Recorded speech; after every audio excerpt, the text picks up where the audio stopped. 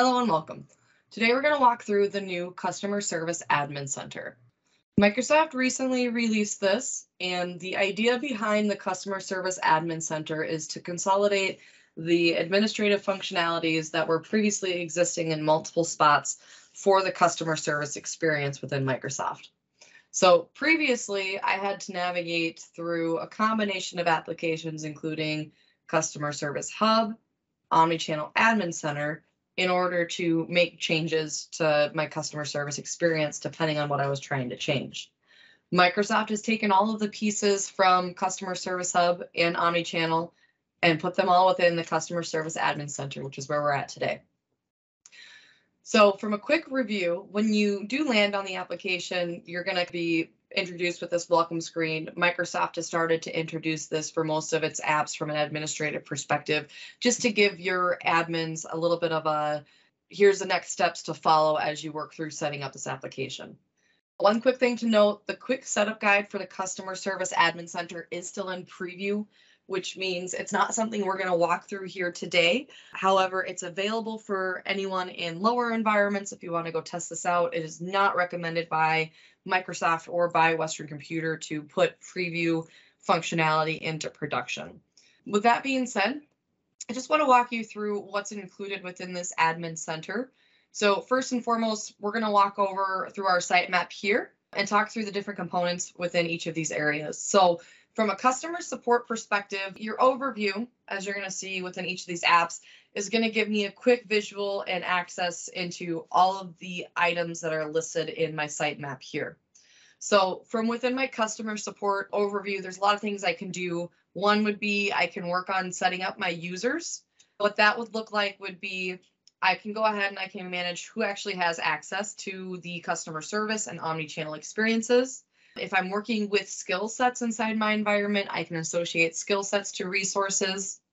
There's a functionality known as capacity profile. The purpose behind this is to be able to say every agent can take 5 cases and every agent can take 2 chats at a time.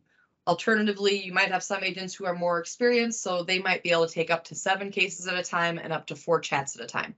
So capacity profiles is a means for you to be able to manipulate how many items and different types of items your end users can take. Finally, there's this role persona mapping functionality. This is aimed at helping you identify what security roles your users should have based upon the functionality that they're going to be performing in the system. So examples might be that I have a persona for an admin and I have a persona for an agent. My admin would need to have omnichannel admin security role versus my agent would need to have omnichannel agent security role. Moving down through the list here, I'm going to come back into our overview. Channels is where I'm going to be able to set up the channels needed to help route my communications within my omnichannel or customer service environment. So these channels might include a voice channel, which would be a phone call is made. This would initiate a call within the system. Other channels would include chat or SMS messaging. And then additionally, that could include case or record routing. Cases is the primary channel that we think of, though, when it comes to customer service. Coming down through here, queues. That's going to allow us to set up either advanced or basic queues. And a little bit of distinction there. When we talk about setting up advanced versus a basic queue, your advanced queue is what's going to end up being used if you're looking at using unified routing. You want to look at using capacity and skill sets, etc. Versus your basic queues are going to be a little less complex in terms of the capabilities that you have with them. So for example, you're not going to be able to push a case to users of a basic queue. Users of a basic queue would have the functionality to be able to pick and release items, but items would not be routed to the individual users themselves. Now, coming down through the rest of this, there's routing, which ties into channels, queues, and work streams. Routing is how we're defining how do we send work to either a queue or to an end person.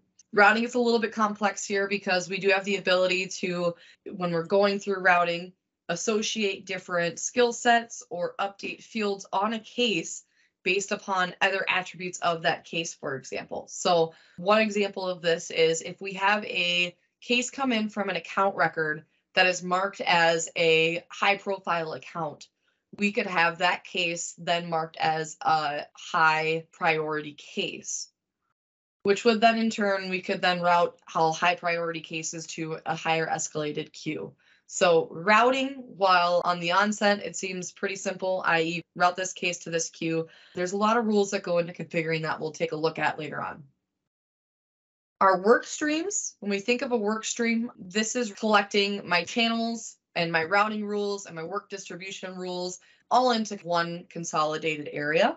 So there's things that I might see within channels or queues or routing that I would ultimately also see within work streams, and work streams is a little bit of a roll-up view of all of those things. Case settings. This is going to help you with how you want to manage different aspects of a case lifestyle. So primary one that you might see used here is the automatic record creation and update rules. This is used a lot of times in customer service organizations to bring in an email into a queue and then convert that email to a case if it meets certain parameters. A lot of the times we create all of our emails as a case, so that way they can get routed to the appropriate team member. Other times we may only create a case for emails that have something like urgent in the title. You're going to have other functionalities here that you can set up, such as talking about what kind of case subjects you want to have listed on your case, advanced similarity rules, which would help in terms of identifying, hey, here's a similar case, here's maybe some knowledge-based articles that would help, or here's how these cases have been resolved, to try to give your agent a little bit of understanding of how to work through a case. There's the concept of parent-child and case settings, meaning there's a little bit of configuration you can do when you set up a parent-child case relationship and how the parent record closes when there's child cases opened or closed. Other settings here, just open this up real quick so you can take a peek at this. Other settings is going to give you the ability to fine-tune different parts of your environment. So part of this is going to be basic service configurations, turn on unified routing, disabling SLAs, SLAs being the ability to put a timer on a case, for example, for when it's first received, and then count down to X amount of hours is you need to complete this case within 2 hours. So an SLA would enable you to do that. There's also some work with entitlements and case resolution customizations that you can do down here as well. So that's the customer support overview. I'm next going to pivot into our customer agent experience overview.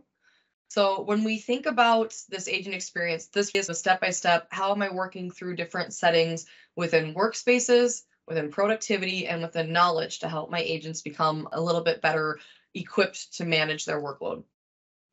So within Workspaces, what this is about is tailoring the experience that your agents have when they log in. So if you have agents who they're all working on the same team, they probably will all end up having the same experience. What I mean by experience is when a conversation comes into an agent, such as a chat, for example, we can go ahead and we can indicate what information needs to be displayed to the agent, what kind of forms need to be displayed when that conversation is displayed. That's part of setting up that customer workspace.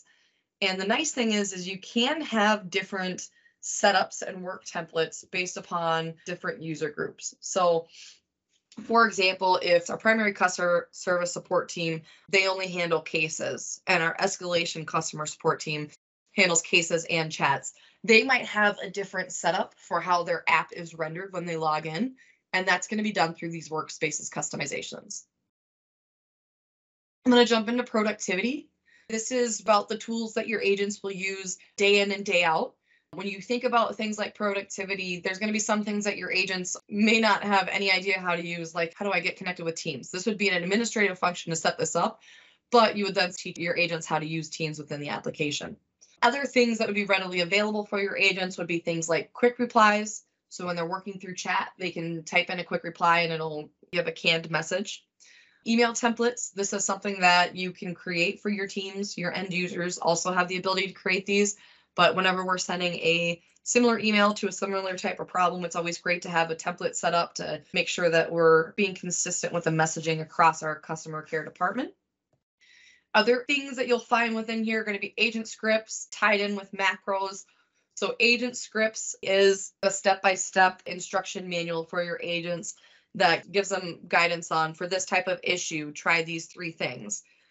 Agent scripts can be tied in with macros, which when we think of a macros, it's almost like a little workflow that you can trigger based off of an agent script. For example, I, as an agent, might receive a new case that is for helping reset a password.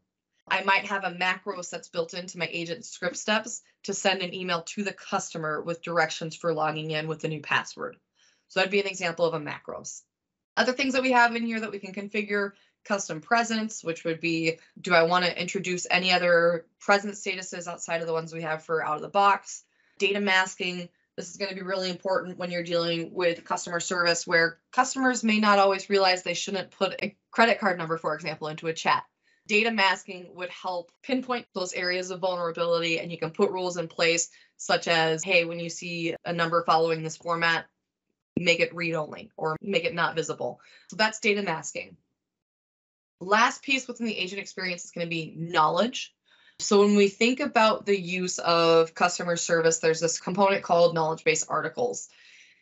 This is where we're going to be able to configure what are our settings around knowledge management, such as who can actually create articles, who can read articles, what types of categories are we using to basically categorize our articles, and how are those categories tied to case subjects, so we can more easily show these types of articles when I'm looking at a specific type of case. There's going to be other components in here, such as article templates, and then some search functionalities that you can help define. So that way, when your agents are searching for a knowledge-based article to use to either send to the customer or help them solve a problem, you can customize and configure how those search results will render. Now, moving away from the agent experience, I am going to jump into operations here. So operations, this gets into more of how are we managing things from a day-to-day standpoint. So this starts off with insights. Customer service insights is now something that there is some availability to all users with a customer service enterprise license. So you have the ability to turn on or off historical analytics for just customer service, for omnichannel. And then there's also this suggestions for agents, which would be things like, hey, maybe suggest this knowledge-based article based on the content of this case. Calendars are going to be important within your customer service environment. You can set operating hours. This is going to be really great if you need to manage many different users and maybe you have some necessity to understand who's taking time off when. So if you need to make changes to who's scheduled, this calendar functionality will allow you to see operating hours and allow you to see a holiday. And then you can track individual work hours as well for your individual team members. Your service terms, we heard the word SLA. So our service level agreements, this is, do we make a promise to respond to a case within 24 hours? Do we make a promise to resolve any issues within 48 hours? SLAs are what we can set up to help track our progress towards those commitments to our customers. And then this term entitlement, an entitlement in the system either allows you to give a customer X amount of hours of case support for free, or X amount of cases for free. If the environment is tied in with field service, you can also use entitlements to provide discounted services to folks. So for example, you might have an entitlement that they get 50% off of any troubleshooting labor, for example. Entitlements could be used for that. And then down below, service scheduling.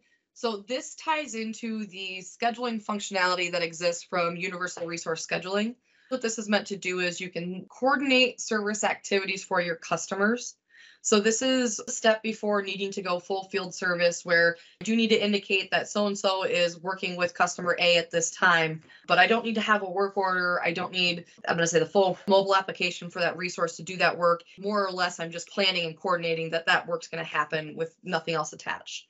So it's a little bit of a precursor to getting into field service. Ultimately, if your environment is connected with field services, the service scheduling visuals that you would see are the exact visuals that you would see within the field service schedule board, maybe with some different filters applied. So there's a lot of things that exist within this customer service admin center. The nice piece is I'm within one sitemap versus having to bounce back and forth between customer service hub and omnichannel administration center. So Microsoft's making the admin experience a little bit more intuitive. You'll notice that as I go through this, I start with my overview and it's almost taking me step by step. Here's all the things that I need to set up. So it helps guide me as an admin if I don't have a lot of assistance, maybe from somebody who has worked within the environment or a partner who's helping me set this up. I still have some step-by-step guidance on how to set up my customer service environment. So thank you for watching. If you have questions, please reach out to us. We're here to help and would love to have more conversations about how this customer service admin center or customer service through Microsoft might be a fit for helping your organization achieve its goals.